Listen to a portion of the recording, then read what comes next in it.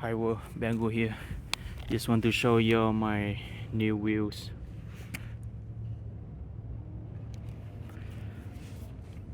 The factory wheels should be 90 millimeter, and it should last you 1500 miles. The one I bought after that is 100 millimeter, should last you 2000 miles. And this one 105 should last you 2500 miles. And 90 to 100, 2 times comfort. 100 to 150, 2 times comfort. And with this suspension kit I bought from my BioBot, 2 times comfort. And just want to show the width. So the cloud wheels is a little bit wider.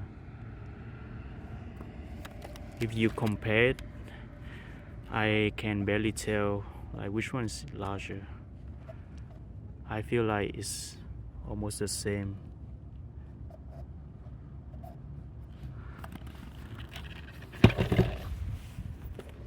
I love the sound it makes now with these new wheels.